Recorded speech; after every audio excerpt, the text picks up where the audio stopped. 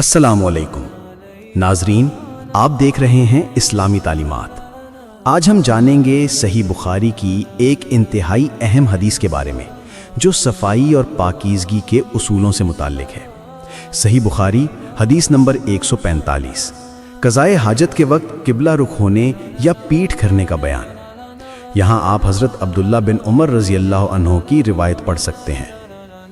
باب بیت الخلاء میں قبلہ رخ ہونے اور اس کی طرف پیٹھ کرنے کے بارے میں۔ حدیث نمبر 145 سے صحیح بخاری۔ روایت حضرت عبداللہ بن عمر رضی اللہ عنہما نے فرمایا، لوگ کہتے تھے کہ جب تم قضائے حاجت کے لیے بیٹھو تو نہ کعبہ کی طرف منہ کرو اور نہ بیت المقدس کی طرف۔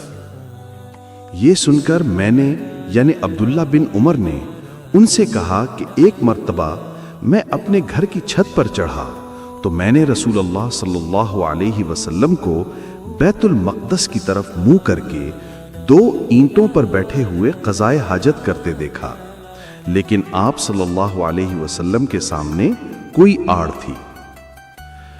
یہ حدیث قضائے حاجت یعنی فراغت کے وقت قبلہ یعنی کعبہ کی طرف منہ کرنے یا پیٹھ کرنے سے متعلق ہے۔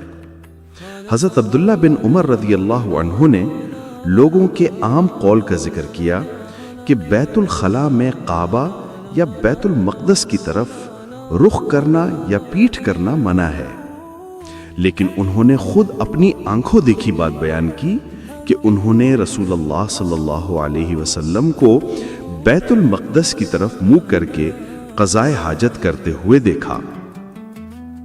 محدثین نے اس روایت کی روشنی میں یہ وضاحت کی ہے کہ کھلی جگہ پر قبلہ رخ یا پیٹھ کرنا ممنوع ہے، لیکن اگر آڑ ہو یا کسی عمارت کے اندر ہو تو اس کی اجازت ہے، جیسا کہ آپ صلی اللہ علیہ وسلم نے بیت المقدس کی طرف رخ فرمایا تھا، جو کہ اس وقت تک مسلمانوں کا قبلہ اول تھا۔ البتہ کعبہ کی طرف منہ کرنے یا پیٹھ کرنے سے اجتناب بہتر ہے۔ تو ناظرین، اس حدیث سے ہمیں یہ اہم سبق ملتا ہے کہ جب ہم کھلی جگہ پر ہوں تو قضائے حاجت کے وقت کعبہ کی طرف منہ یا پیٹھ کرنے سے گریز کریں، لیکن اگر ہم کسی عمارت یا گھر کے اندر ہوں تو آڑ کی وجہ سے آسانی ہو سکتی ہے، جیسا کہ نبی کریم صلی اللہ علیہ وسلم کے عمل سے ظاہر ہے۔ یہی اسلامی شریعت کی آسانی اور حکمت ہے۔ اگر آپ کو یہ ویڈیو پسند آئی تو اسے لائک اور شیئر ضرور کریں، اور مزید مستند احادیث جاننے کے لیے ہمارے چینل کو سبسکرائب کرنا نہ بھولیں۔ جزاک اللہ خیر۔